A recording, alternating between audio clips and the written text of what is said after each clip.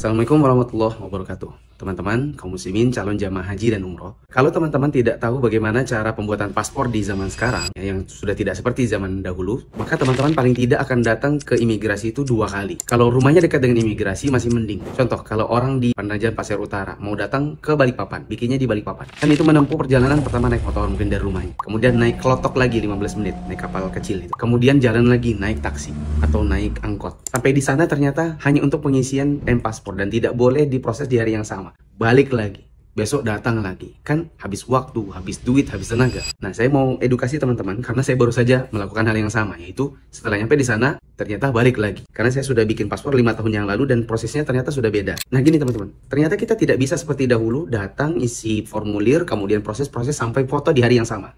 Gak bisa, ternyata harus lewat Play Store. Teman-teman harus cari aplikasi namanya M-Passport. Setelah diinstal, baru kemudian teman-teman ada isi data gitu. Nah nanti di bagian akhir, ketika sudah selesai pengisian data, ada pilih hari, dan pilih hari itu tidak bisa di hari yang sama teman-teman ngisi ini. Jadi kalau ngisi M-Paspornya hari ini, hari Rabu misalnya, maka secepat-cepatnya teman-teman bisa datang ke kantor imigrasi adalah hari Kamis. Jadi teman-teman jangan dulu datang ke imigrasi sebelum ininya selesai. Dan ini bisa dikerjakan dari rumah. Seperti saya tadi, saya karena nggak tahu kalau ternyata ada yang namanya M-Paspor dan harus diisi terlebih dahulu. Karena saya bikin paspor udah 5 tahun yang lalu.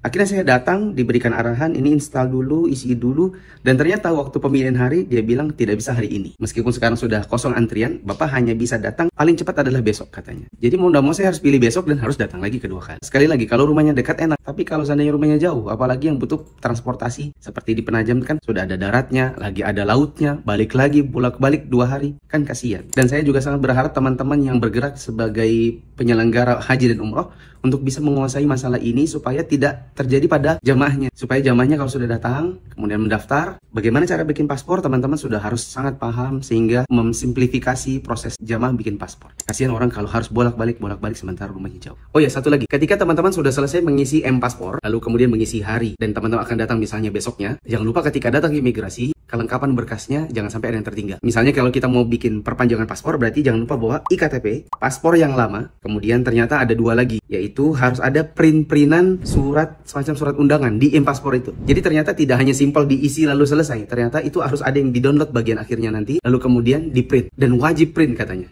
Karena ada tertulis di situ, wajib cetak. Satu lagi yaitu slip pembayaran billingnya teman-teman. Jadi jangan sampai nanti ada yang ketinggalan, lalu kemudian tadi saya bilang bolak-balik. Kalau rumahnya dekat masih mending, kalau jauh, ya kan?